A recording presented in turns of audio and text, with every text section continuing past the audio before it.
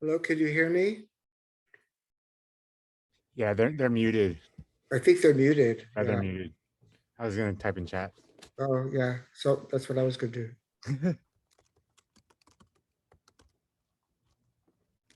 I think they figured it out. Cool. Can you guys hear me now? Yeah, now we can. Yeah. Yeah. Thank you. Okay, we finished the chant. I'm sorry. No, it's no problem. Okay, so we are on chapter 9, verse 15. We finished last week. And the topic under discussion has been Deva Yajna versus Jnana Yajna. So again, the idea here is those who worship the gods go to the gods. The word Deva here comes from the root div, which means to shine. And what it is the presiding principles over various fields of human endeavor. The closest we can come to an idea like this in English would be the muse. So if a poet is going to write poetry, they may be successful and go, oh, the muse was with me, propitiating the writing of God. Another thing we could say is it's close to the Catholic cult of saints, for those of you who grew up in that tradition. So you've got Saint Anthony, if you've lost something, you've got Saint Jude, the saint of lost causes, you've got Saint Cecilia, the patron saint of music, etc. So these various gods are department heads over various fields of human endeavor. So many people, their idea of prayer, worship, is like that. I had someone come who has moved out of the area. They just wanted to come and check in and see me. And it was so nice to see them. And I said, well, what's your meditation? And they say, well, our family has an uncle who's an astrologer, and he's giving me these mantras.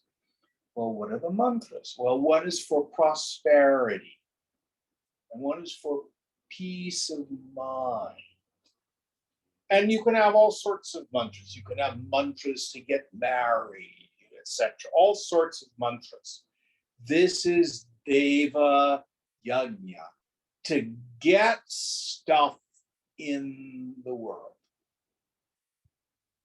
That's a very low form of devotion. It's better than nothing.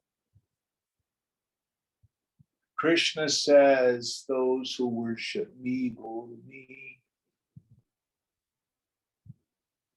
And then last week, we were introduced to this idea of Jnana Yajna, a sacrifice to knowledge.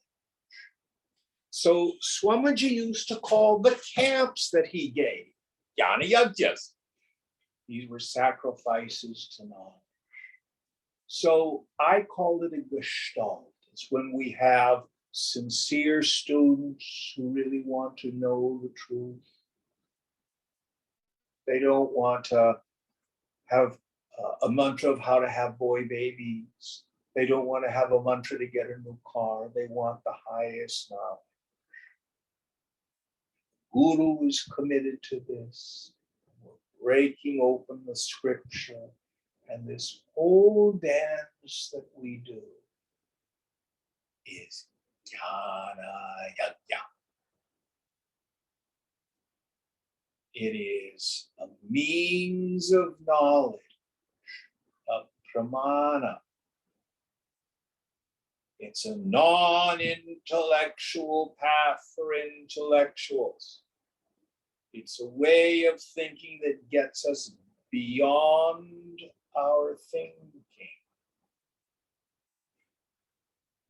What we do in the Jnana Yajna, we're doing it right. People in class get what's Swamiji called being tuned up. Root mind gets very quiet. Then we tell you what you're experiencing while you're experiencing it. Your mind's all tuned up and quiet. Just listen to the traffic. See if you can notice who or what hears the traffic. Mind is quiet. See, there's no person there. It's vast and empty. The jnanam, the understanding, and the vijnanam, the direct experience, come together at the same time. There's an aha that occurs in the subtle intellect. Oh, there's nobody there. That is technically called pratyabhijnana, recognition. It's the aha. This is what we do in the jnana yajna. Next verse.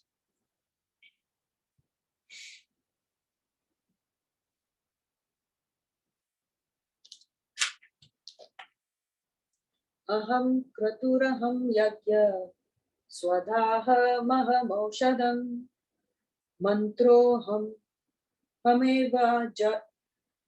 mantroham ahamevajya maham niharaham putam. I am the kratu, I am the sacrifice, I am the offering or food to pitris and ancestors. I am the medicinal herb and all plants. I am the mantra, I am also the clarified butter. I am the fire, I am the oblation. So here we have as the metaphor the Vedic sacrifice. So I'm wondering, Deepa, you're probably the only one. Did you guys do Homa at home when you were a youngster? Yeah, we did. So tell us what you did, what it was like. Describe it. So a priest comes home and then we have this copper vessel, which is like a little mini fire pit. We put it on bricks and then we create some symbolism using vermilion and all that. And then we set up a fire in the fire pit and then offer different kinds of offerings. So a grain, chaff of wheat, granules of some incensed gum, something like that. And then the priest chants, and we make an offering, and every time we make an offering, collectively we say swaha. Swaha. Yeah. That's kind of like amen for us Westerners. It can also mean wow. Mm-hmm. So this was what, how long ago? 20 years ago, 30 years ago? You were very young. Oh no, I mean, it happens fairly often enough. It happened the last time I was maybe a couple of years ago. A couple of years ago. And it's the same rituals that have been going on for thousands of years. It's one of the beautiful things about Indian culture. They've preserved these rituals. They haven't changed. They haven't changed.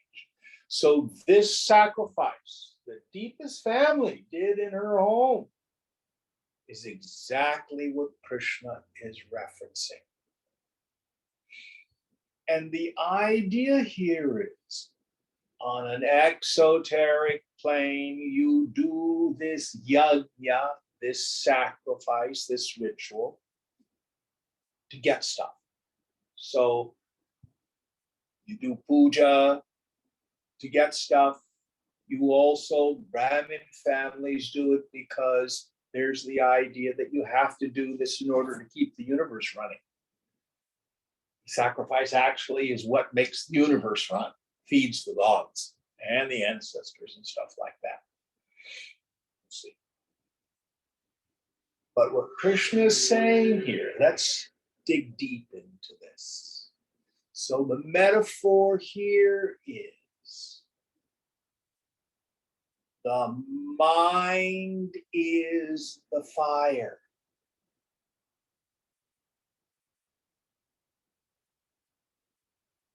The sense objects are the various oblations, the grain, the wheat chaff, the pieces of incense, the ghee that you put in the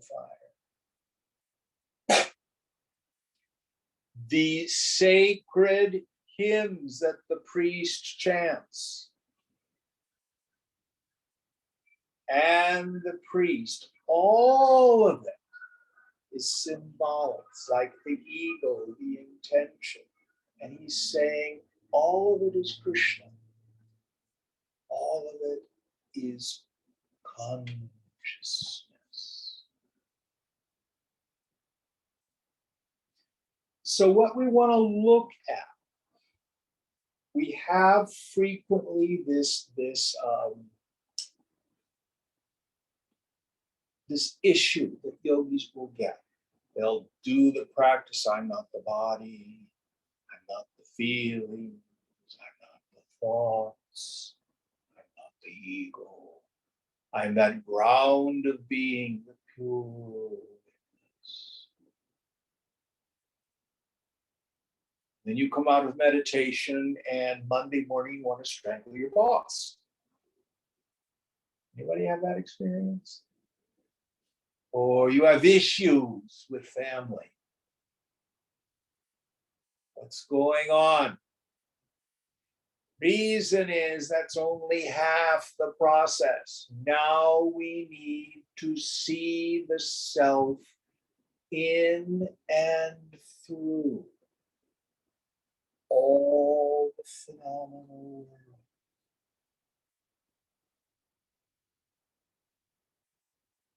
So that's what Krishna is inviting us to do. Every part of the sacrifice is Krishna. I like to use the wonderful, it's not one of the four great Mahavakyas, but it is a Mahavakya from Chandogya Upanishad. It's one of my favorites. Sarvam Kalvidam Brahma. Sarvam Idam. All this, the phenomenal world. Kalu, verily, is Brahman. It's consciousness. It's all a divine leela. It's all a play. It's all pratibimba. It's like the reflections in a mirror. Brahma Satyam Jagan Mitya. Brahman alone is real. The phenomenal world is illusory. It's a superimposition of consciousness. Just like all the people, places, things, and conditions of your dream are just your own individual mind appearing as the dream. All this is nothing but God appearing as a name.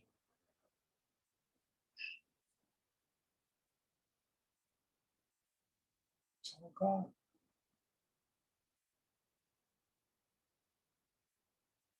The ground of being, I, is never touched by it.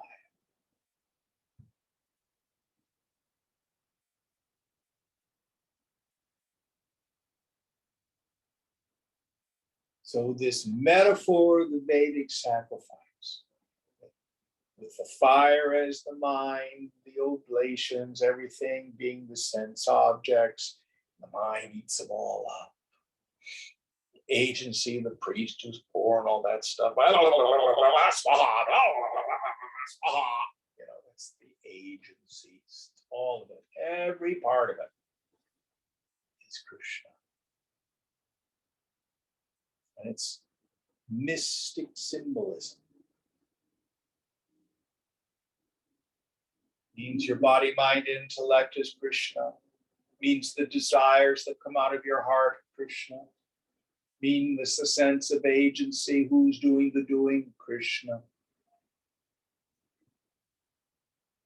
All the situations you meet in life, positive and negative, Krishna. It's all God.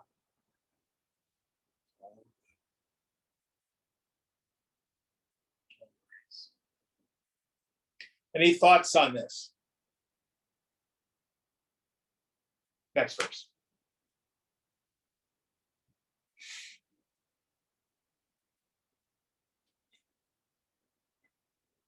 Pita Pita Hamasya Jagato Mata Dhata Pitamaha Vedyam Pavitram Omkara Riksama Yajurevacha. I am the father of this world, the mother, the supporter, and the grandsire. The one thing to be known, the purifier, the syllable Om, and also the Rik, the Sam, and the Yaju also. Yes. So again, Krishna carries on this idea that everything in this world is He. And then again, all these things that He names are important.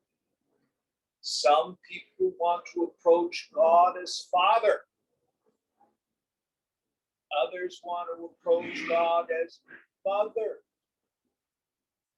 But it's more than that. Hang on, I need a teaching aid here.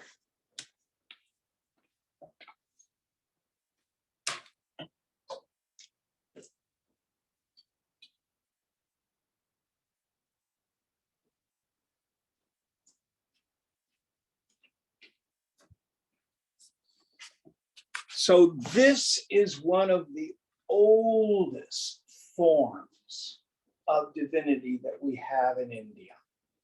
So this is the Shiva Lingam, Lord Shiva. And then this container that it's in, there's the lingam and the yoni. Lingam means penis. Yoni means a vagina or a womb. Isn't that what it looks like? They are always joined together. So the mystic symbolism is the lingam is the father of the world. Absolute non-dual consciousness. And the mother of the world is Shakti, Prakriti, the stuff of mind, Chaitanya.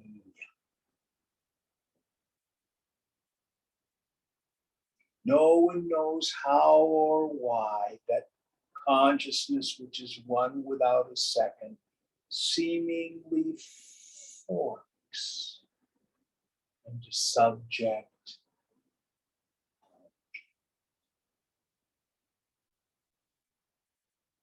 See if we can get a taste of this. If you imagine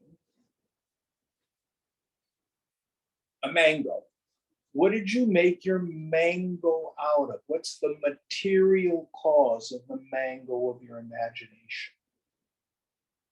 Can't find a second substance.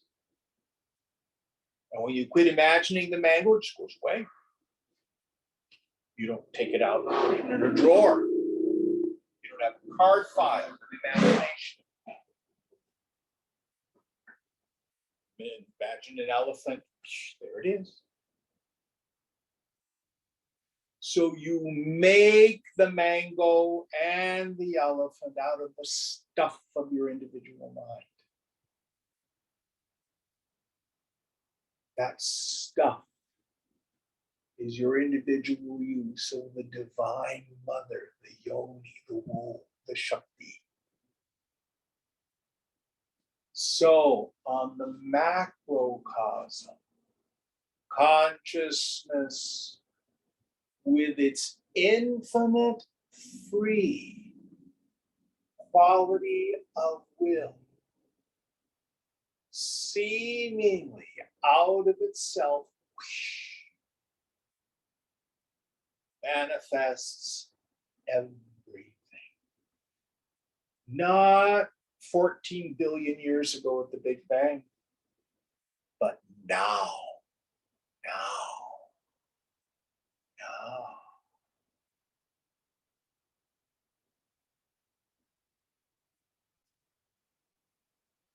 Maya is the process that we use, the word we use to describe how the impossible seems possible, how consciousness, one without a second, seemingly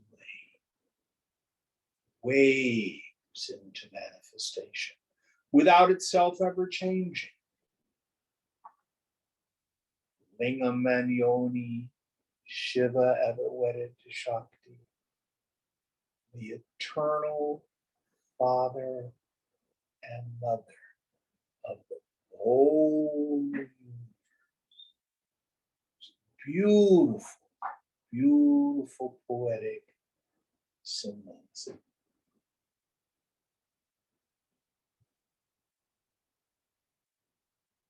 Now, when human beings do the mufti pufti and they make a baby, it's an ecstatic experience.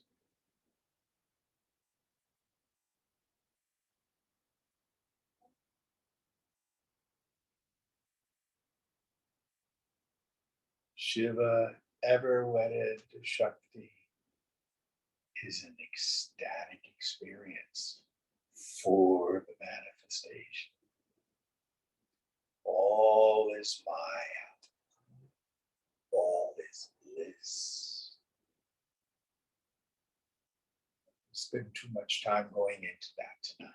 Just play with that. I am the father, I am the mother. What's the next idea? The supporter and grandsire. Oh, okay. So the support. We have this relationless relationship. Michael and I were talking about that today. Wasn't it you that we were talking about this? I don't remember. Might have been my I get confused. Anyway, the whole idea that nothing can exist, can be alive without this common contact as the support. Awareness is the substratum of everything. And then here, when we say the grandsire, that implies movement through time. So the self is nitya, eternal. That's in the now. But it's also sanatana, purana, ancient. Meaning it was there 14 billion years ago with the Big Bang, making it all. Next idea. The grandsire, And the next one. the one thing to be known. Yes. So, what is the dharma of the human mind? Dharma is the nature of a thing, the essence of a thing, without which it would not be what it is. The dharma of the human mind is a pleasure seeker, pain avoider mechanism. From the moment you get up in the morning to the moment your head hits the pillow at night, your mind is doing only one thing. I am seeking the good, and I'm doing my best to avoid misery. The only question is, where is the good? Is it drugs, sex, and rock and roll? I tried that. Didn't work. Is it acquiring a whole bunch of money? No, it didn't work. Big goose. Thought that you've got to dust it all. Prepare the room. Family. time when I will have a family. A few minutes earlier, I was talking with a family woman who's absolutely wrecked about her children. Nothing in this world satisfies the human heart. And I love the saying of St. Augustine of Hippo, a Christian saint, who says, "Thou hast made us for thyself, O Lord, and our heart is restless until it finds its rest in thee."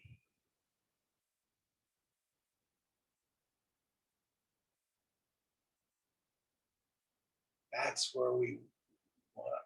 That's what we want. That's where we want to go. It is what finally satisfies the heart. Other people will say you have a God-shaped hole in your heart, and you keep putting other stuff in there to try to fill it up. It doesn't work. Also, we need God. So here Krishna says he is the ultimate goal. Next idea. The purifier. Yes. So this we can look at on all sorts of levels. As you do your yoga, if you have the punya, the merit to come in contact with the teacher, you may start getting feelings of Shakti, what we call Shaktipat. Padati means to fly or to fall. Once you get that inside, hang on. Because you're going to start changing. Like the alien inside.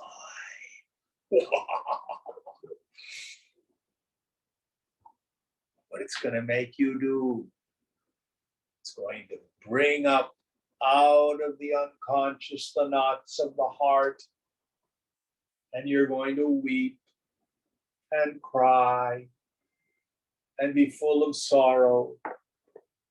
And if you just hold it in the light of awareness, it will dissolve. More stuff comes up. And then we consciously start doing the yoga, start meditating, and it purifies the mind. Now, listen very carefully. That process is like trying to count to the highest number. How could something finite be infinitely pure? What's going to happen? You are Vishuddha, extremely pure already.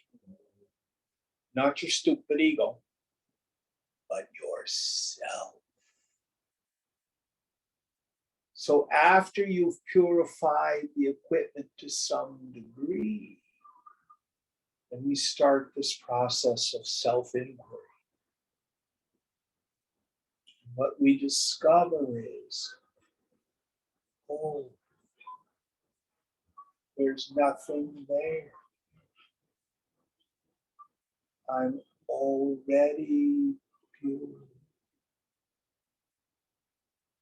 So yoga is not about taking an ego with low self-esteem and turning it into an ego with high self-esteem.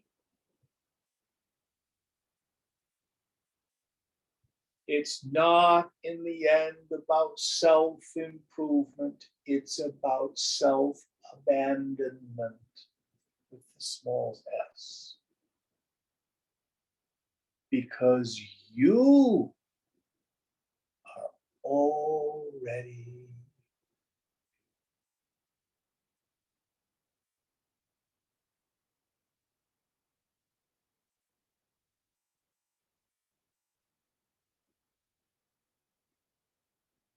you go to the psychotherapist and they're going to help you get better self-esteem.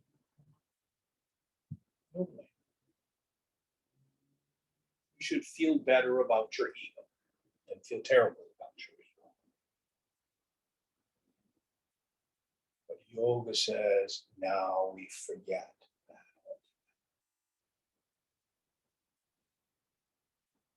Go beyond. That is the extreme. Any thoughts on this? Any questions? Next idea. The syllable Om. Om.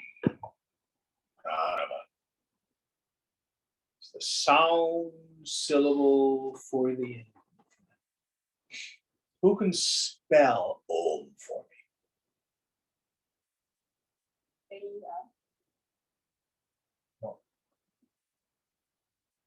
Anybody else? Auma and silence. Hmm? Auma and silence. Yes. There are 4 padas, 4 parts to Om. A or A stands for the waking state. U or U, which stands for the dream state.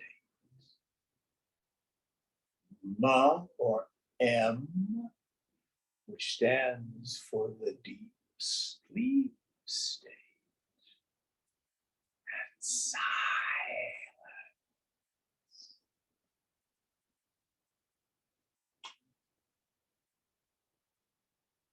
which is the awareness in which the 3 states rise and fall.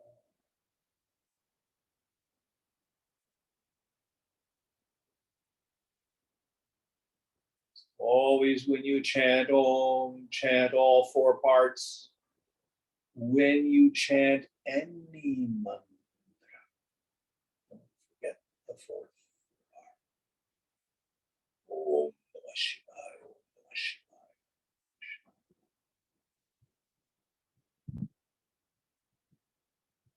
Om Namah Shivaya, Om Namah Shivaya.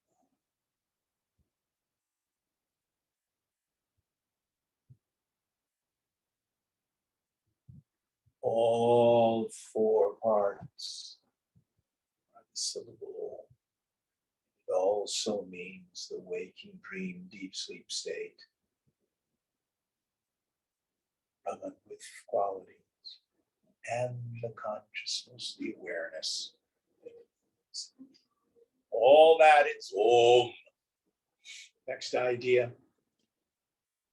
And also the Rit, the Sam, and the Yaji. So everything that's in the Vedas. He didn't put the 4th. Rig, Sama, Yajur. What's the 4th one? Atharva. Atar. Yeah, because of the meter. I had to leave one out.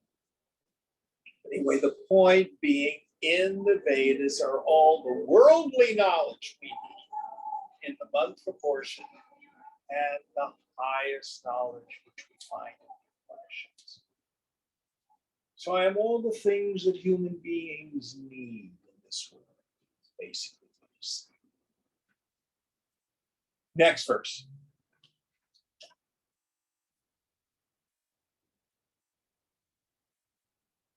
Verse 18.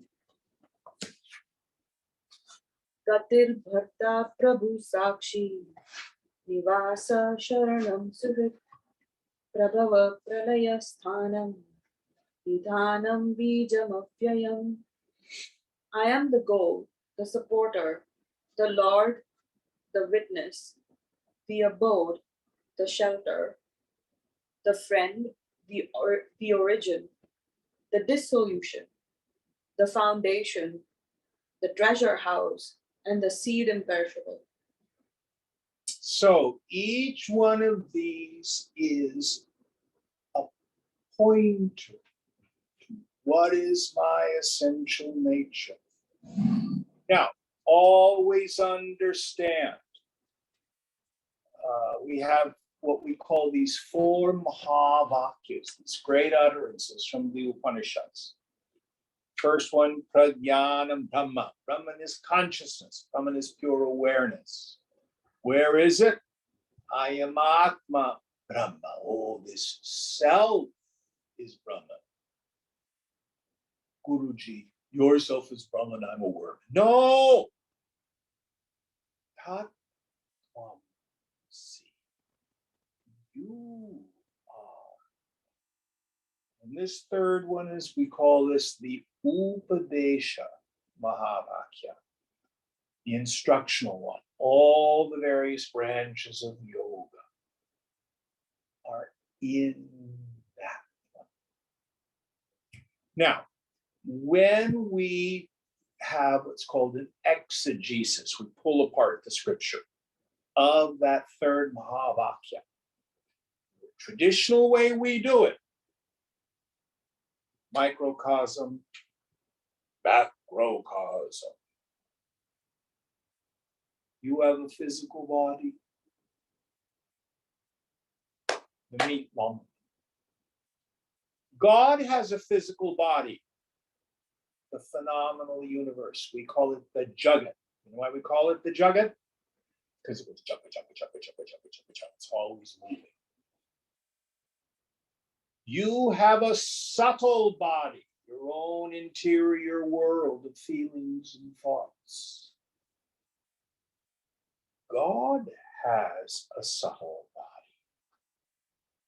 Technical term is Hiranya Garbha, which means literally the golden egg.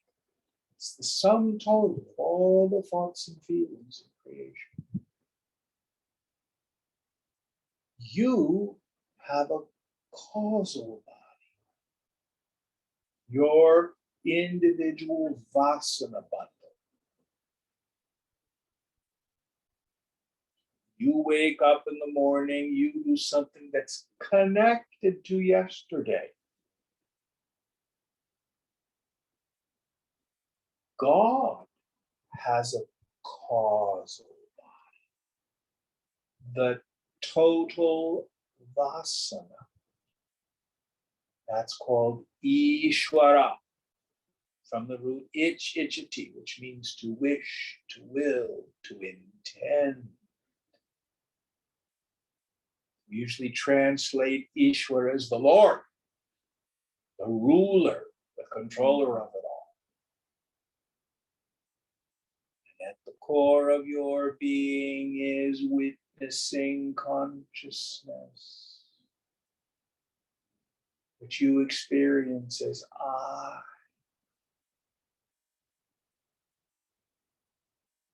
The ground of being of the entire universe, we call it Brahman. Remember our first Mahavakya, Prajnanam Brahma. Brahman is consciousness. That individual you has as your core awareness. And that consciousness, which is the ground of being of the whole universe, they're the same thing.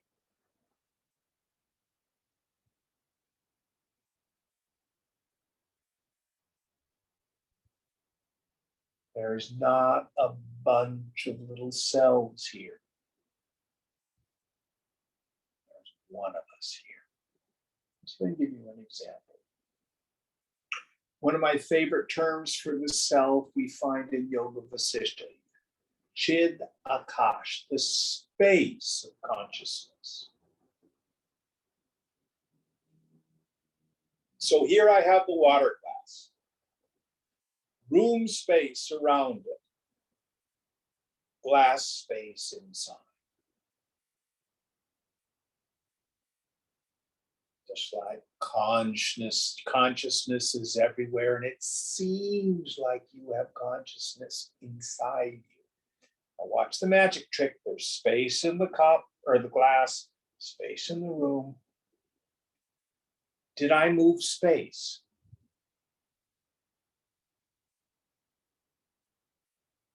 Is there space in the glass, or is the glass in space?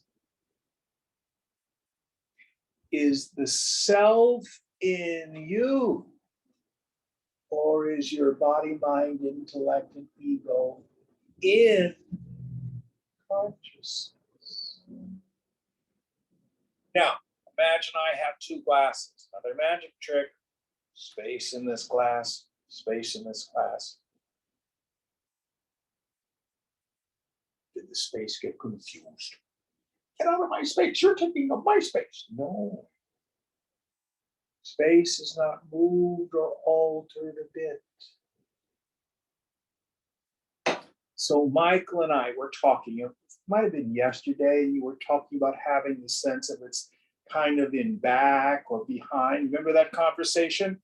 Okay. If you tune up, you feel it. Now I want you to turn your head to one side. Careful, I don't want you to hit deeper with the self. See, it's not behind.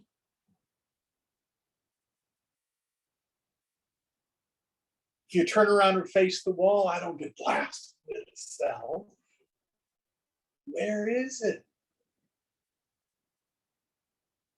So there's a deeper glass, a Michael glass, a Fang glass. They're like the water glasses in space. They're moving around. But the self in you isn't moving around.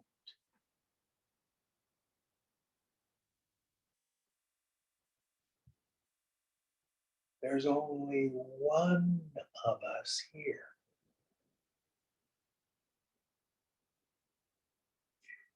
But that self is outside of time and space. Oh, big room. Sometimes it feels like a point from which I look out and perceive the world. Sometimes it feels vast and empty and spacious like the sky. In fact, it is without dimension. It pervades time and space. Just like when you have a dream, you create time and space inside your dream. But how big is your mind? Oh, my mind must be very big. I dreamt I was climbing a mountain. Your mind isn't very big. You were just in a room. No. You can't say that your mind has any dimension. And what your mind is in a different, it has nothing to do with the time and the space you create.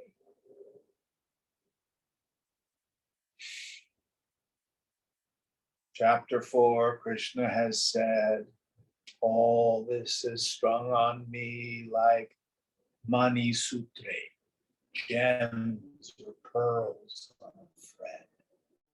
The 9th chapter, he says, well, actually, I lied. I am not in them. They are in me, like the glasses in space. Oh, and then he goes on to say, well, they're not even really in me. Because they're all just imagination.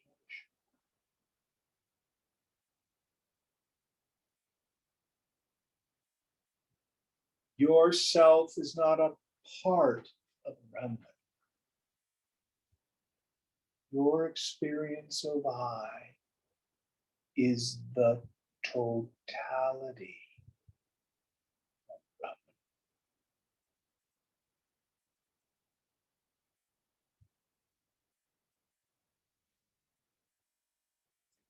With this in mind, let's go through each one of these ideas. The first idea in this verse, please. I am the goal. That's what we just did? Okay. Yeah, 18, right? I am the goal, meaning we've talked about that. I am that which is to be known. Next idea. The supporter. We talked about that, the very substratum of it all. Just like space is the support of everything that's next idea, The Lord. the controller. Didn't we just do 19? No, we did 18. The previous one was also repetitive like that. Okay. Yeah. Okay, so the controller, The witness. the witness, yes. So I is that by which everything is known, without which nothing can be known. But itself is never known like an object. I am the witness ultimately of everything. Next idea. The abode.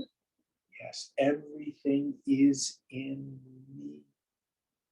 It's where they live, move, and have their being. Next idea. The shelter. So when you know yourself, it frees us from existential fear. Nothing is going to harm you.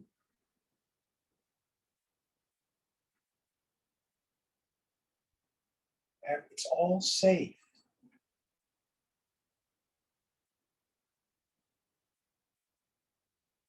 It's the ultimate protection, the ultimate shelter. Next idea. The friend.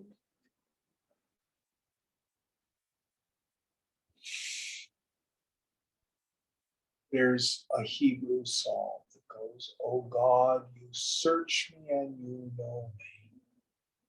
All my thoughts are open to your gaze. Sit or lie down, you are beside."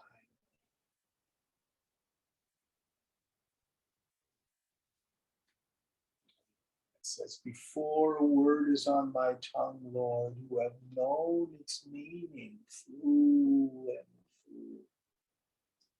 My favorite psalms. You don't have to look good for God. God knows all your gnarly parts.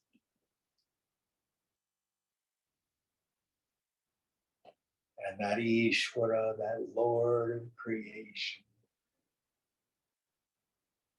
loves you just as you are. You know why? You are one of his creations.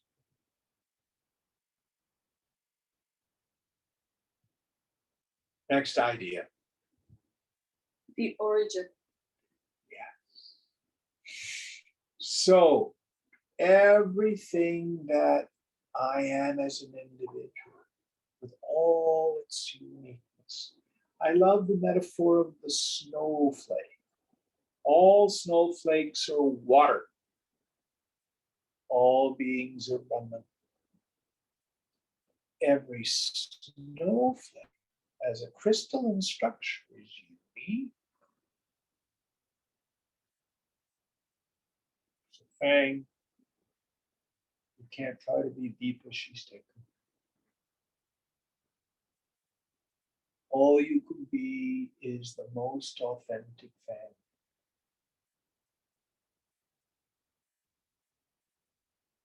That's part of our job in life.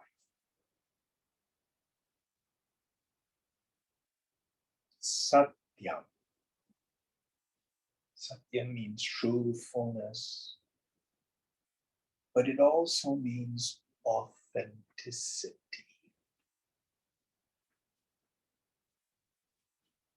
No secrets, no hiding.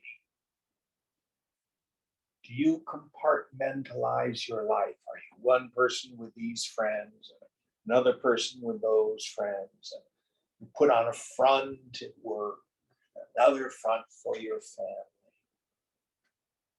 Yoga invites you to integrate something.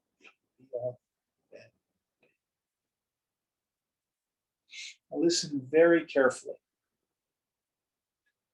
We have this word personality in English. Comes from the Latin persona, for sound. What it means is a mask. So if you look at Greek and Roman drama, you see the happy mask and then the sad mask. You always see these on the sides of the curtains in theaters. Do you know what I'm talking about? Those were the masks that were actually also used to amplify the voice. So this persona is what many of us present to the world, because I'm afraid if people really knew who I was, the monster I think I am, they'd run like crazy. Yoga says, give up the mask. Start telling the truth about the monster you think you are. What you're going to find is it starts to dissolve.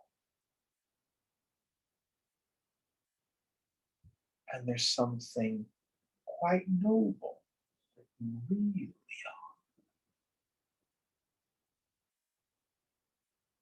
And you don't have to practice it or control or be a goody-goody.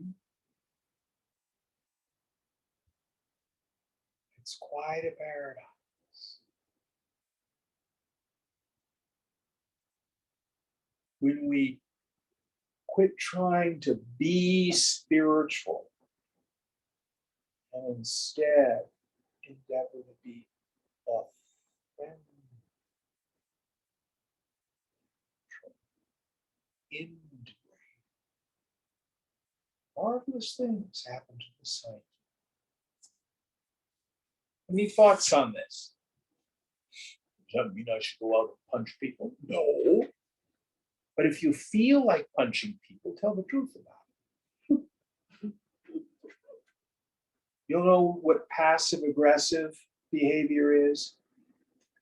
That's like, I'm really pissed at my partner, but I'm not going to let him know it. But I inadvertently slammed the car door on his hand. That is not passive, Jim. But you do it accidentally. You know what I mean?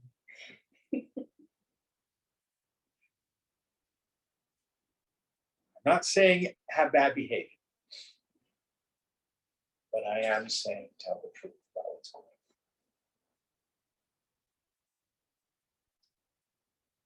Next idea. The dissolution. Yes.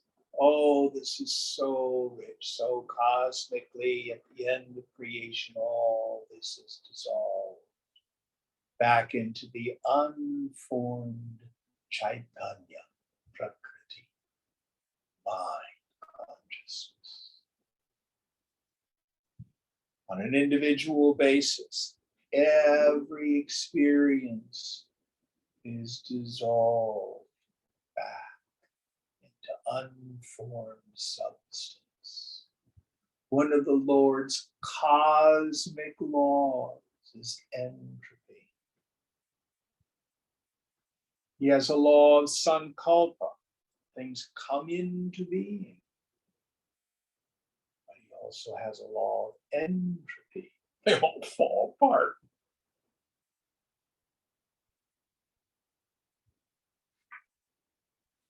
Even our ignorance will fall apart somewhere.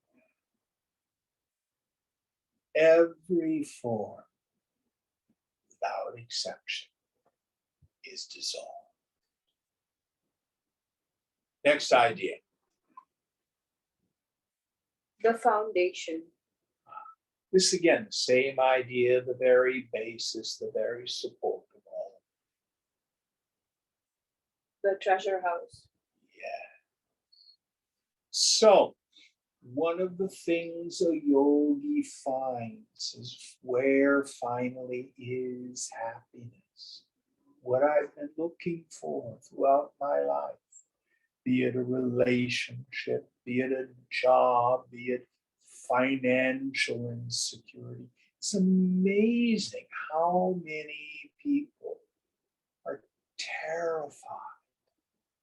They have fear of financial insecurity. And the truth is, unless you really screw up your life, by shooting heroin or something like that,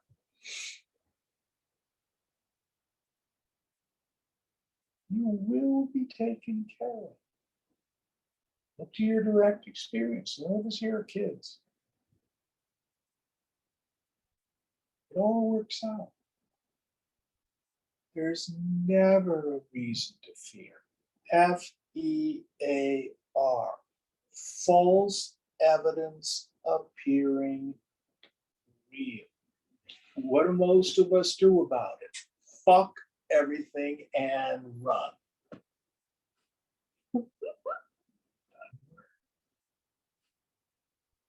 Face everything and realize.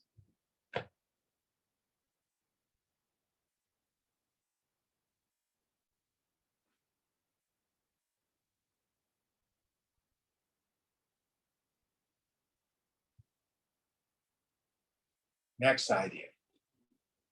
This is the last one, the seed imperishable. So everything ultimately has its origin. Even Donald Trump, yes. Donald Trump, everyone is fulfilling their perfect role in creation. May not understand it.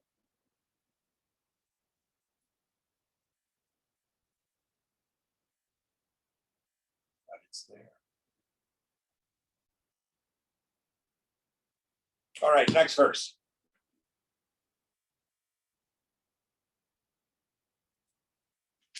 Verse 19.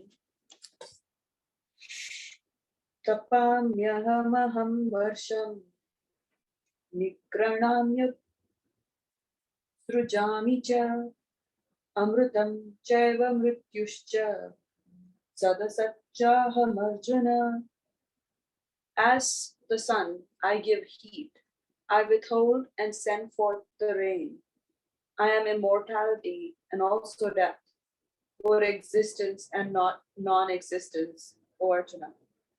So here again in the language of poetry, all the things that happen in life, the good and the bad.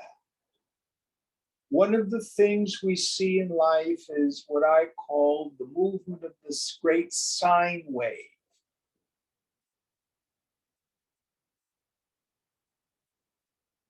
Tide comes in, the tide goes out. Day, night, seasons revolve. Stock market goes up, stock market goes down. I fall in love, I get dumped. I'm healthy, I get sick. Everyone gets their allotted dose. Conducive and non-conducive environments.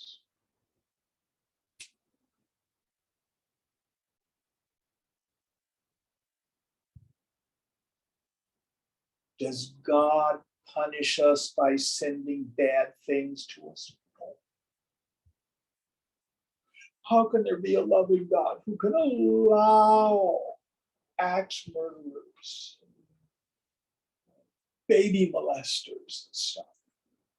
They don't understand God. The universe is. Most of the tribulations of the human race are caused by our own stupidity. We do a whole lot of stuff in ignorance. And hurt people hurt people. That's the origin of a whole lot of evil.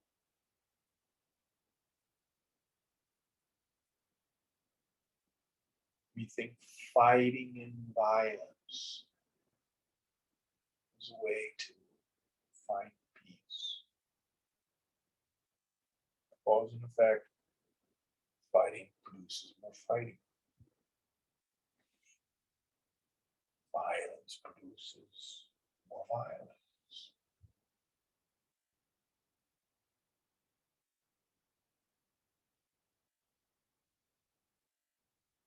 How do I know it's all part of God's plan? Because it is.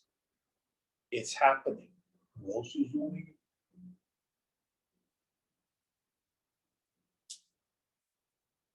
But it is a beneficent universe that conspires for our well-being if we let it.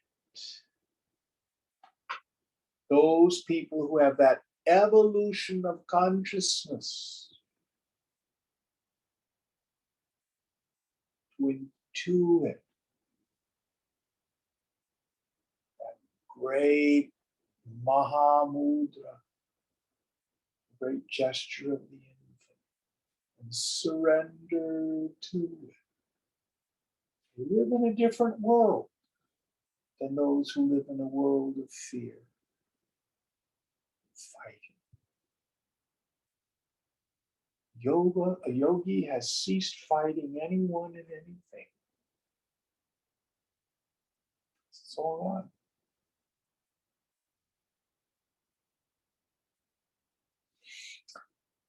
The ideas again, and we'll finish up with this verse. I give heed as the sun. Yes, next one. I withhold and send forth the rain. Yeah. I am immortality and also death. Yes. So the immortality of the self and the mortality of all forms. Next idea. Both existence and non-existence. So forms come into existence, forms cease to exist. Sine wave of life. Next idea. That's it.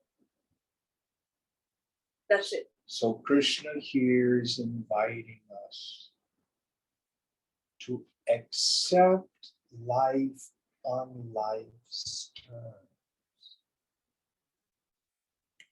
not to expect life to be different than it is. We have to like it. What is the definition of acceptance? The acknowledgement of a material fact.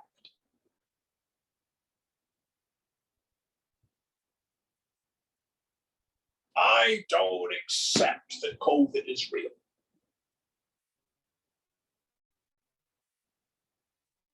That's the non-acknowledgement of a material fact. Guess what the end result is? On the tombstone, it says, I don't believe in this crap.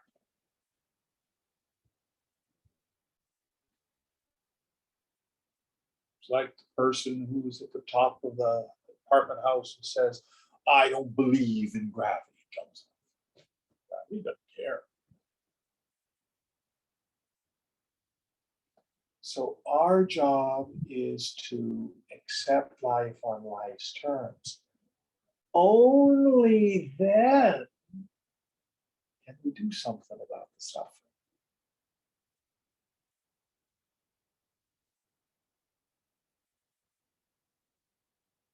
Denial is not a particularly useful spiritual tool.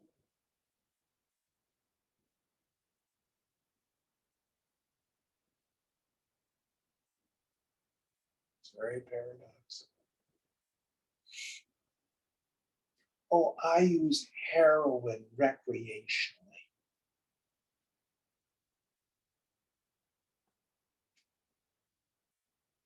It's probably someone in denial. It's probably going to kick him in the butt at some point.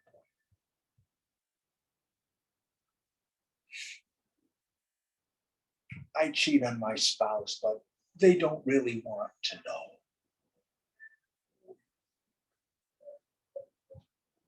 We rationalize and deny things, and that gets us into trouble.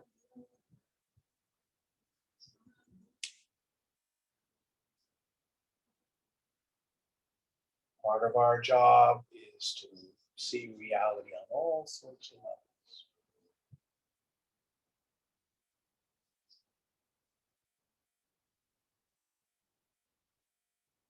One of the basic laws of this world is that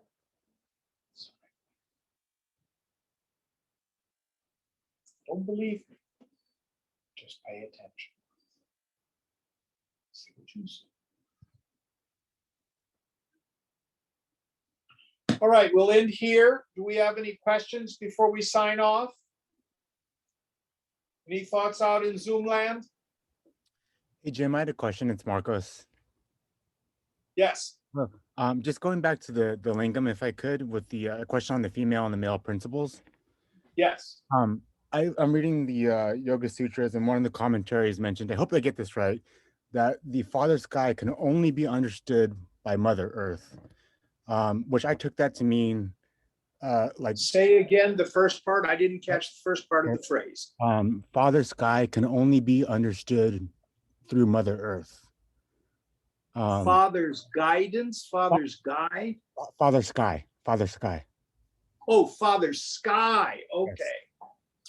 Yes. Which I took to kind of mean is that you have to get nature under control, your instincts, your desires, your attachments, and then you could proceed to higher consciousness or thinking. But I actually don't really know what it means. I'm not familiar with that Yoga Sutra. Just off the top of my head, what I would say is, what is it that realizes the self?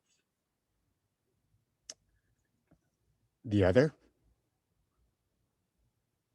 Now, listen carefully. Both bondage and liberation occur to the mind, which is in Mother Earth. Mm. The self is ever free, Father Sky. What is it that the mind realizes? The mind is not the instrument for the direct experience of the self. The self is the instrument for the direct experience of the self. But when you have a sattvic mind and the attention is introverted, you know there's no person there, then you have what we called earlier that pratyabhinyanam, that recognition. But that recognition takes place in the mind, which is Mother Earth. Mm. That's what understands Father Sky. Mm. Now, we have a Raja Yogi here. Where's Kaliom? Over here. Yes. Have you studied this sutra before? I've studied the sutras. I've never heard of that one. All right. I don't know that one. So I don't know if you've got a commentary on it from someplace that you might want to share with us next week. Absolutely, yeah, and it's absolutely the commentary that spoke to that. So, and I possibly could be misquoting it, misparaphrasing it as well. It's quite all right. It's quite all right. I have not studied the Yoga Sutras, but that's my take on it as a Vedanta. That makes sense. Thank you very much. Very, very much. Any other questions or thoughts? Do you know what number that one is, Marcus? And I'll look it up because I just got a book on it. Yeah, no, I have the book in front of me, but I couldn't remember where exactly it is. But I'll find it after this session. And All right. All right. Any other thoughts, questions, comments? All right. Om Purnamada Purnamidam Purnat Purnamudachyate Purnasya Purnamadaya Purnameva Vashishyate. Om Shanti, Shanti, Shanti. Hari Om. Sri Guru Pyo Namaha. Hari Om. Om Tat Sat. Thank you all. Thank you.